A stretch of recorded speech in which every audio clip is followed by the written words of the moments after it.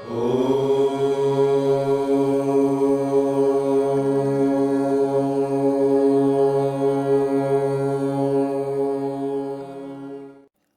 Friends, filmi Subir.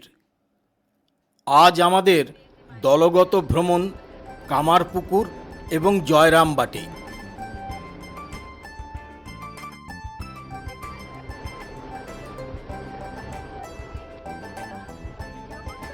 সকাল 6টায় সবাই মিলে বেরিয়ে পড়লাম কামারপুকুরের উদ্দেশ্যে।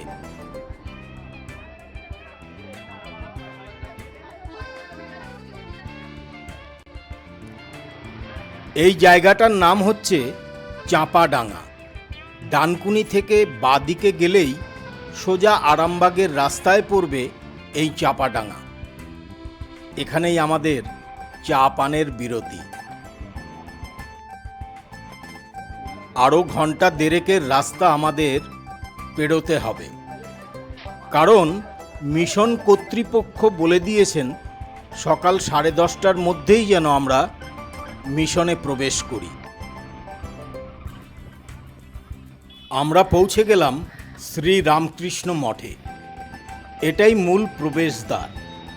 সামনেই ডান দিকে অফিস। আমরা ওখান থেকেই ভোগের কুপন সংগ্রহ করব।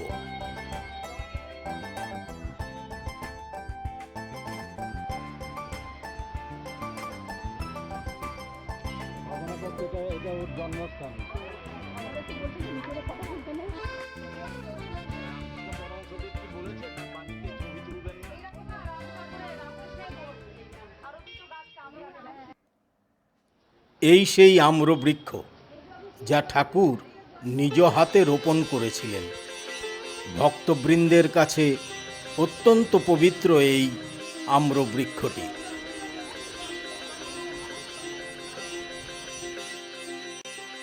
এবার আমরা মূল মন্দিরে প্রবেশ করব।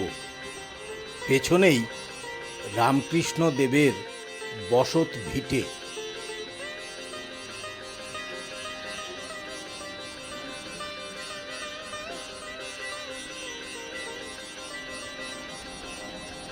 যুগ অবতার রামকৃষ্ণ পরমহংসদেব। ছেলেবেলার নাম ছিল গদাধর চট্টোপাধ্যায়। ঠাকুরের জন্মদিন সম্পর্কে মতভেদ আছে, তবে সবাই 1836 সালের 17ই ফেব্রুয়ারিটা মেনে নেন। এই সেই শিব মন্দির, ঠাকুর যেখানে পুজো দিতেন। শ্রীরামকৃষ্ণদেবের শক্তি আজ জগৎব্যাপী, ভক্ত সংখ্যা অগণিত। আমরা যদি তাকে চিন্তা করি তাহলে সব বিষয়ে মহত্ব লাভ করব। দক্ষিণেশ্বর কালীবাড়িতে সামান্য পূজারী হয়ে আসা মানুষটি আজ সবার ঘরে পূজিত। কেন? কারণ তার আবির্ভাবকে মডার্ন ইন্ডিয়া বা সত্যযুগের আবির্ভাব বলা হয়। মঠের ঠিক উল্টো দিকেই হালদার পুকুর। এই পুকুরেই ঠাকুরের ছোটবেলাকার অনেক স্মৃতি জড়িয়ে আছে।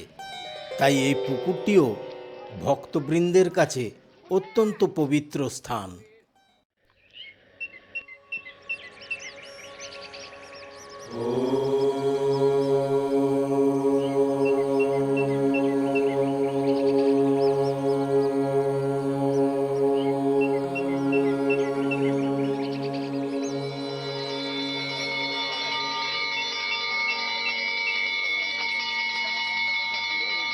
আমরা এবার ভোগ প্রসাদ গ্রহণ করব, কারণ ভোগ প্রসাদ গ্রহণ করার সময় 12:30। এই হচ্ছে ভোগ ঘর। আনুমানিক 500 লোক একসাথে খেতে পারবেন। প্রসাদী কুপন।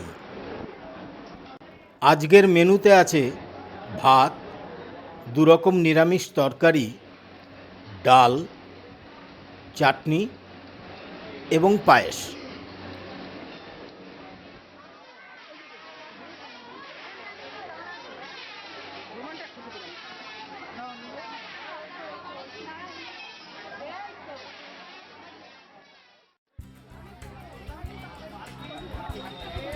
না।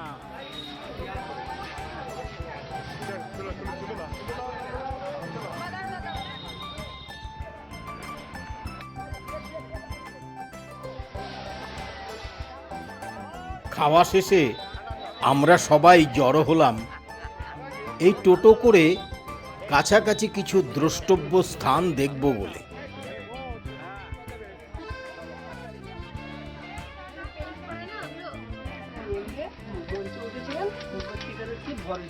এটা হচ্ছে সীতানাথ পাইনের বাড়ি। এই পাইন পরিবার তৎকালীন সময়ে এই অঞ্চলে অত্যন্ত বিত্তবান ছিলেন। এখানে প্রায়ই পালা গান হতো। ঠাকুর কিন্তু একবার শুনেই সুন্দরভাবে গাইতে পারতেন।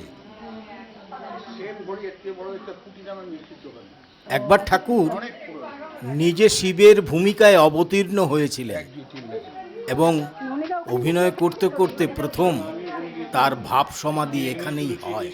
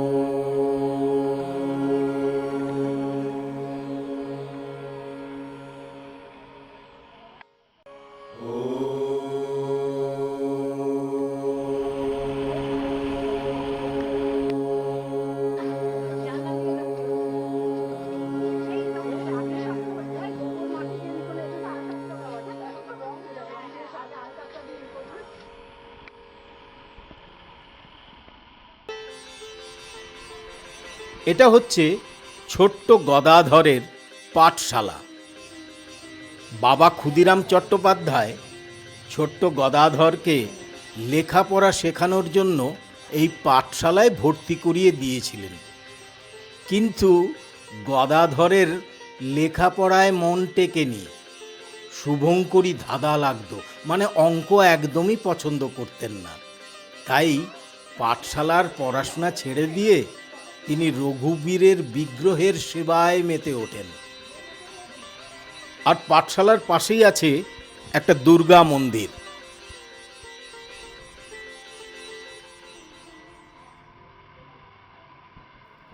আর ঠিক ডান দিকে ধর্মদাস লাহার মূর্তি। এই লাহা পরিবারও একসময় বিত্তবান পরিবার ছিল। আর এটাই হচ্ছে লাহাবাড়ির বিষ্ণু মন্দির। একটা গুহার মধ্যে আছে শিবলিঙ্গ। ওই শিবলিঙ্গর মহত্ব চরিত্র মতে গাজন হয়। ওই যে বাচ্চাটা দেখছেন, বাচ্চাটা হচ্ছে ঠাকুর রামকৃষ্ণ দেব। যিনি কোলে নিয়ে বসে আছেন তিনি হচ্ছেন ধনী কামানি। উনি 35 সময় ভিক্ষে দিয়েছিলেন। ঠাকুরের যখন মেন মন্দিরের ভিতরে জন্ম হয়, মেন মন্দিরের ভিতরে একটা ঢেকি শাল ছিল, একটা উনুন শাল ছিল। ঠাকুর জন্ম নিয়ে উনুনের মধ্যে 4-5 মেঘা পড়েছিলেন।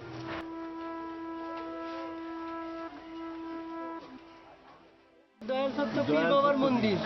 পীর বাবার মন্দির তো মুসলিমদের ঠাকুর। ঠাকুর রামকৃষ্ণ দেব কোনোদিন জাতপাত মানতেন না, উনি সব জায়গায় যেতেন। হ্যাঁ, ঠাকুরের আমলে মন্দিরটা প্রতিষ্ঠিত বলে। ঘণ্টাখানেকের মধ্যে আমরা ফিরে এলাম যাত্রী নিবাসে। ইচ্ছে করলে এই যাত্রী নিবাসে আপনিও থাকতে পারেন। আমরা শুধু ক্ষণিকের বিশ্রাম নেব বলে যাত্রী নিবাসটা বুক করেছিলাম।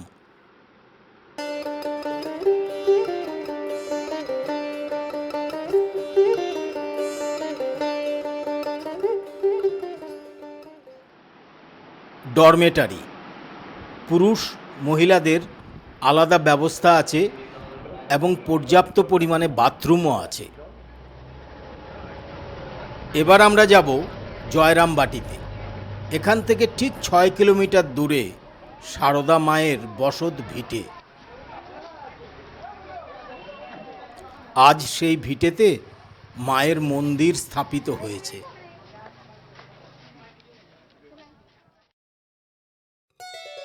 1859 সালে রামকৃষ্ণ দেবের সাথে মা শারদা পরিণয় সূত্রে আবদ্ধ হন। রামকৃষ্ণ পরমহংস দেবের দেহাবসানের পর এই মা শারদাই রামকৃষ্ণ সংঘের অভিভাবক হয়েছিলেন। মন্দিরের পাশেই রয়েছে মা শারদার আসল বসত ভিটে। ভেবেছিলাম জয়রামবাটিতে অনেকখানি সময় কাটাবো, কিন্তু আকাশ ছেয়ে কালো মেঘ ঘনিয়ে এসছে, সুতরাং বৃষ্টিও আসবে কিছুক্ষণের মধ্যেই। তাই আমরা আর দেরি না করে বাড়ির পথে পা বাড়ালাম। আপনারা যদি দল বেঁধে কামারপুকুরে আসতে চান, তাহলে সংঘের সভাপতি মহারাজ অথবা সম্পাদক মহারাজকে ইমেল করবেন। মেল আইডিটা হচ্ছে kamarpukur@rkmm.org। তাহলে আজ আসি বন্ধু, আবার দেখা হবে।